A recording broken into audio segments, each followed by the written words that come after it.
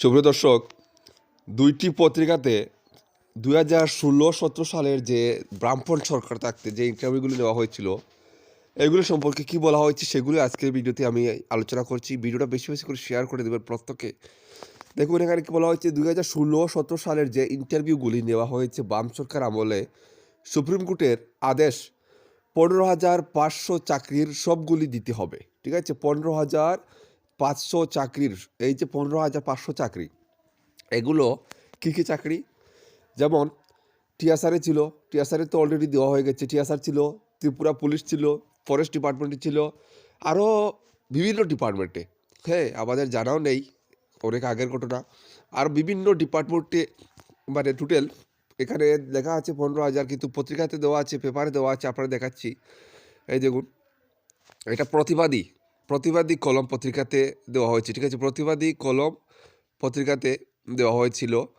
এখানে কি বলা হয়েছে, অভূতপূর্ব 15,500 চাকরি, চরম সংকটে ডবল ইঞ্জিন।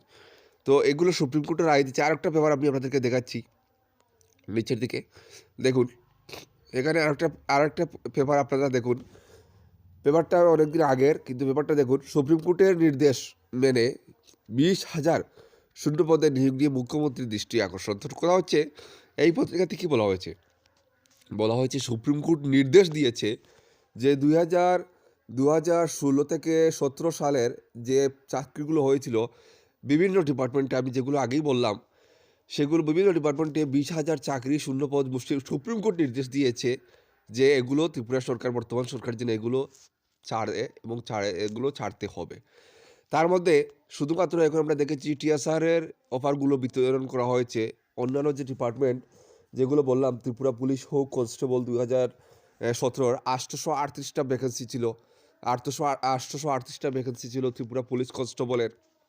তাছাড়া আমি যেগুলো বললাম, ফরেস্ট ডিপার্টমেন্টে আরও অন্যান্য ডিপার্টমেন্ট রয়েছে, ফিশারিজ ইত্যাদি ডিপার্টমেন্ট রয়েছে, সেগুলো আর বিভিন্ন পোস্ট চাকরি, এগুলো আজকে পর্যন্ত মানে ত্রিপুরা সরকার ছাড়বে কি না ছাড়বে না, আদৌ কোনো কিন্তু খবর এখনও আমাদের কাছে নেই, বা ত্রিপুরা সরকার এখনও কোনো কিছু জানায়নি।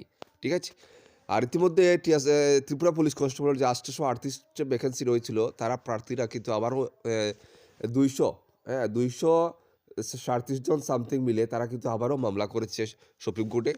তো আমরা এটাও আশাবাদী যে ত্রিপুরা পুলিশ কনস্টেবল 2017 কিন্তু তারাও কিন্তু চাকরি ত্রিপুরা সরকার ছাড়বে, সুপ্রিম কোর্ট রায় দেবে যখন। সুপ্রিম কোর্ট তো ইতিমধ্যে অলরেডি রায় দিয়ে দিয়েছে যে সুপ্রিম কোর্টের নির্দেশ মেনে 20,000 চাকরি ত্রিপুরা সরকার ছাড়তে হবে। সুপ্রিম কোর্ট অলরেডি রায় দিয়ে দিয়েছে। ত্রিপুরা পুলিশ কনস্টেবল 238টা পোস্টের যারা ক্যান্ডিডেট, তারা 237 জন মিলে আবারও তারা মামলা করেছে। তো আমরা অবশ্যই এটা 2017 ত্রিপুরা পুলিশ কনস্টেবলও চাকরির অফার ছাড়া হবে, আমরা যতটুকু জানি। ঠিক আছে, তো চাকরি বা অন্যান্য ডিপার্টমেন্টগুলো যদি আপনারা সঠিক সময়ে সঠিক পদক্ষেপ নেন, যাদের সব কিছু ফিজিক্যাল কোয়ালিফাই হয়ে গেছে, রিটেন এক্সাম হয়ে গেছে, ইত্যাদি হয়ে গেছে, আপনারাও মামলা করতে পারেন, মামলার দ্বারস্থ হতে পারেন। তাহলে হয়তো ত্রিপুরার সরকার আপনাদের এটাও ছাড়তে কিন্তু বাধ্য, কারণ অলরেডি সুপ্রিম কোর্টের অলরেডি রায় যে এখানে দুটি পত্রিকাতে আমরা দেখতে পাচ্ছি অলরেডি রায় যে ত্রিপুরা সরকার এতগুলো পোস্টের ভ্যাকেন্সি সবগুলো ন্যায় এবং সঠিকভাবে হয়েছিল। এবং সুপ্রিম কোর্ট এটাও বলেছে, যে কোনো সরকার থাকতে যে নিয়মে ইন্টারভিউ নেওয়া হবে, নতুন সরকারের সে এটা বাতিল করতে পারবে না। হ্যাঁ, সুপ্রিম কোর্ট অলরেডি রায় দিয়েছে। তো আপনারা একত্রিত হতে পারেন, হয়ে আপনারা মামলা করতে পারেন, সুপ্রিম কোর্ট অলরেডি রায় দিয়ে দিয়েছে।